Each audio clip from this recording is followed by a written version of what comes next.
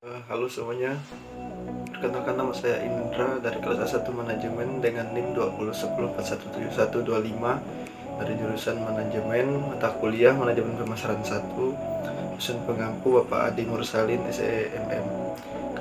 Kali ini saya akan menjelaskan tentang ringkasan saya mengenai teori ekuitas merek.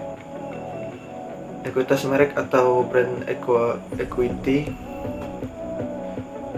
Ekuitas merek atau brand equity adalah seperangkat asosiasi dari perilaku yang dimiliki oleh pelanggan merek, anggota saluran distribusi, dan perusahaan yang memungkinkan suatu merek mendapatkan kekuatan daya tahan dan keunggulan yang dapat membedakan dengan merek pesaing. Astuti dan Cahyadi 2007. Menurut David Archer 1997, ekuitas merek adalah seperangkat aset dan liabilitas merek yang berkaitan dengan suatu merek, nama dan simbolnya, yang menambah atau mengurangi nilai yang diberikan oleh sebuah barang atau jasa kepada perusahaan atau yang pelanggan perusahaan. Kotler dan Keller 2007 mendefinisikan ekuitas merek sebagai nilai tambah yang diberikan kepada produk dan jasa. Nilai ini bisa dicerminkan dalam bentuk cara seseorang konsumen dalam berpikir, merasa, dan bertindak terhadap merek, harga, pangsa pasar, dan profitabilitas yang dimiliki perusahaan. Knapp 2001 mendefinisikan ekuitas merek adalah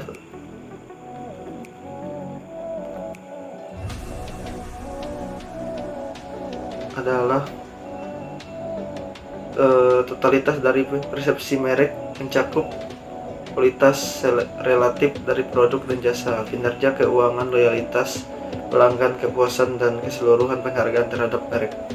Dasar pemikiran model ekuitas merek berbasis pelanggan menggunakan bahwa suatu merek terletak pada apa yang telah dilihat dan dibaca, didengar, dipelajari, dipikirkan, dan dirasakan konsumen tentang merek selama ini. Kotler dan Keller 2007. Ekuitas merek dibentuk dari 4 dimensi, yaitu 1. Kesadaran merek, brand awareness. Kesadaran merek adalah kemampuan pelanggan untuk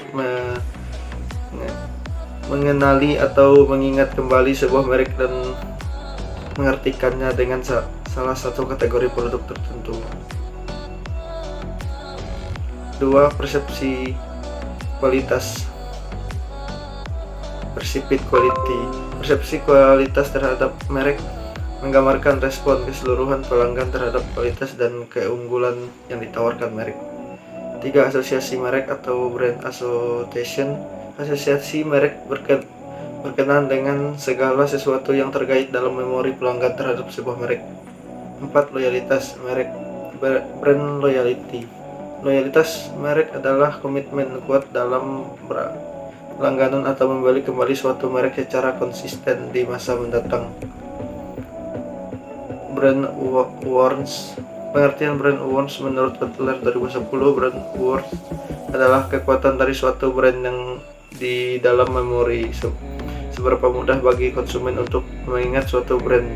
Brand awareness adalah kemampuan pembeli 12 potensial untuk mengenai dan mengingat bahwa brand adalah sebuah bagian dari sebuah kategori produk tertentu.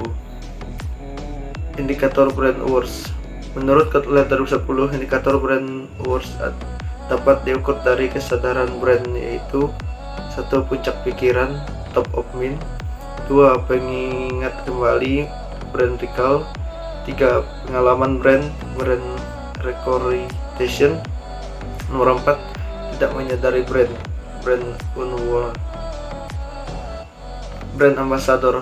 Pengertian brand ambassador menurut Lea Greenwood dalam Putra dan kawan-kawan 2014, duta merek adalah alat yang digunakan oleh perusahaan untuk mengkomunikasi dan terhubung dengan publik, terlepas dari bagaimana mereka meningkatkan penjualan.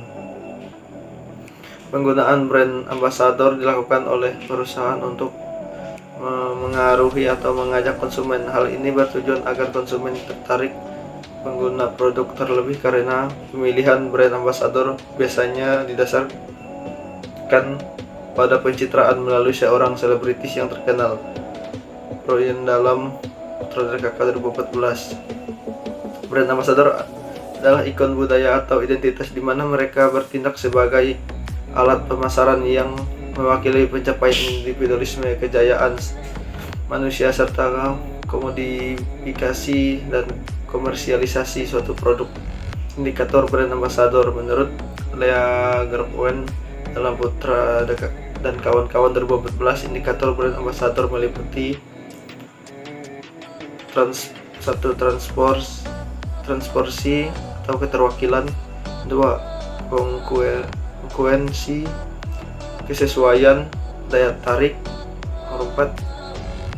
nomor 4 power atau kekuatan. Tagline atau slogan. Pengertian tagline ialah bagian dari iklan yang bertujuan agar iklan tersebut mudah diingat oleh konsumen. Di dalam suatu iklan, tagline memang peranan yang cukup penting. Menurut Nuryadi dan kawan-kawan 1996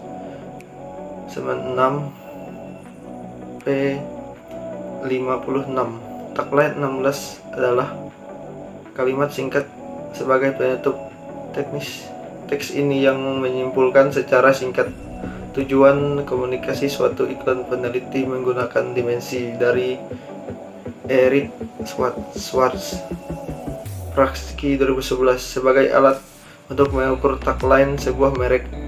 Adapun 4 dimensi yang digunakan untuk mengukur tagline sebuah merek adalah sebagai berikut: 1.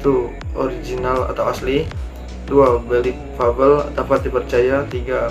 Persuasif, meyakinkan, nomor 4. Memorable, mudah diingat. Indikator tagline: 1. Familiarity, mudah diingat, 2. Differentiation, berbeda, 3. Massive appeal, nilai yang terkandung dalam pesan. Demikian ringkasan saya mengenai teori ekuitas merek. Sekian.